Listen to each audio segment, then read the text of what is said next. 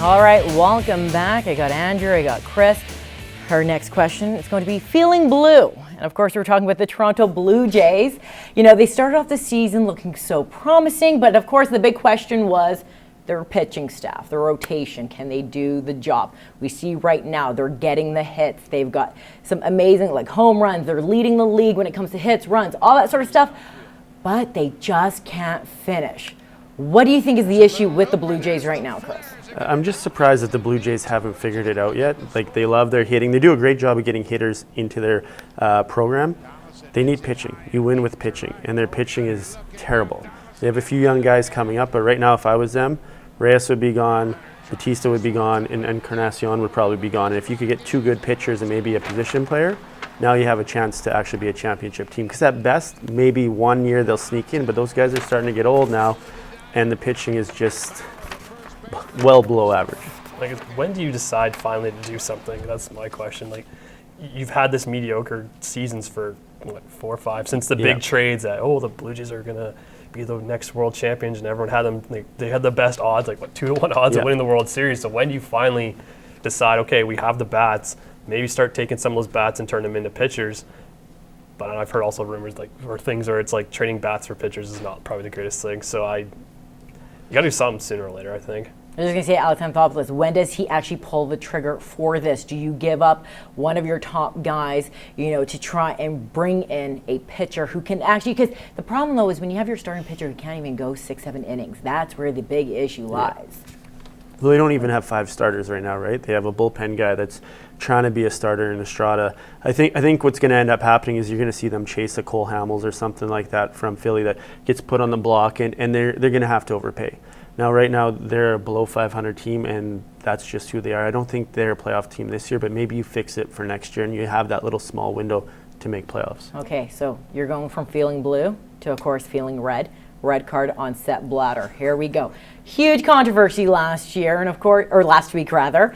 A lot of arrests when it comes to all the guys underneath Sepp Blatter except for him, which does not make sense, especially if you are the president. You should know what's going on around you. So he gets reelected. They don't make him pay for it. And then today announces, you know what, I'm going to step down. What are your thoughts on Sepp Blatter? Like, how ridiculous is it that he got reelected?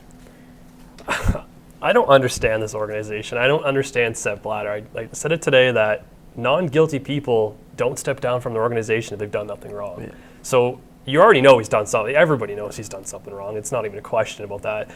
It's just the fact he hasn't owned up to anything, but now he's getting. I think he's just getting out of Dodge. He knows it's coming eventually. I think his name's going to be on that list.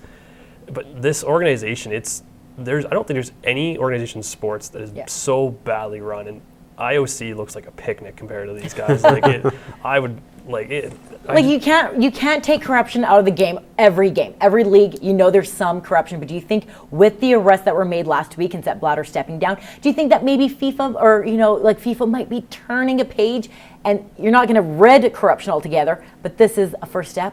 I think they're trying to put on a good face that there's no corruption there. I think they'll clean house, and I think you'll see for a couple of years everything seems to be getting better, but there's just so much money in that game and so much money changes hands. I think it's hard that the corruption doesn't snake in at some point, whether it's hosting World Cups or Champions matches and all that kind of stuff. It's just, it's a mess. And when it comes down to people voting for where you're going to go and where your World Cup is, there's always going to be some kind of money involved. We know that. Yeah, especially writing on a piece of paper. Yeah, exactly. It's like that's how Qatar won. That's how Russia's won. Let's give it to the desert where it's 50 degrees. It's probably how next year, another just brutal place to play. Antarctica is probably going to win because they're going to throw enough money. And that's how ridiculous of an organization when someone like that, like when you pick Russia and Qatar over England, the home of soccer, and you don't want to tell us that there's a corruption problem. Yeah.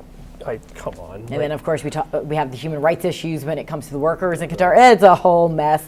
All right, finally, let's talk about LeBron James. And he's going for he's won 3 titles, but he's 4 wins, or rather, he's won 2 titles. He's 4 wins away from his 3rd title.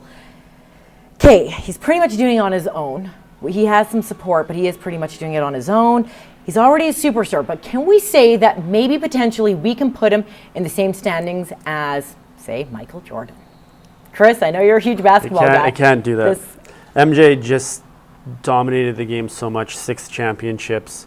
basically when he was there, other than his early years, kind of like LeBron's, they won, and they won. Sometimes he had some really good supporting cast, and sometimes I didn't think his supporting cast was as good. LeBron right now, no doubt, doing it by himself. Kyrie's on one leg, and his second best player's got one arm right now and not even playing. So it's impressive what LeBron's doing. I think it's as good as he's played. I just can't see them winning. I think Golden State's way too deep for them. I think, yeah, it comes down to depth, and I've picked Golden State from the beginning. Like, you can't win with one player, and you look, he was really good before, played on Cleveland and didn't win, then left, and now you have a good group of people around him, and he won championships. Now he's come back, and I don't know, maybe the East is just that terrible of a league. It is. It is that bad. Yeah, so to go from worst to kind of first, pretty much, to going with LeBron returning. Okay, so Shaquille O'Neal, they asked him, though, they were like, who would you, in their prime, who would you rather have on your team? And Shaquille has played with both, against all that sort of stuff. He between Kobe Bryant and with LeBron James. He went Kobe Bryant. Do you think that's the right answer? Or, what would you pick? Well, Shaq and Kobe always have that beat back and forth. But Kobe's a killer, and that's what MJ was. I think LeBron likes to get everyone involved, and he likes to win. But those two guys, if you want end of the game, someone to win a game for you, Kobe and MJ were the two best ever that I've seen. Yeah, it's kind of, LeBron doesn't bring that instinct. It's like a magic kind of. He wants to. He's a great player, and I would love him on a team. I think anyone would love him on his team, but Kobe, he has that ability. He can just take a game over by himself. Not saying LeBron can't, but it's a different kind of taking over, and he wants to win those, and he's going to do it by himself because he can. Yeah. Perfect. There you go. All right. We're going to take a quick commercial break. We will be back after the break.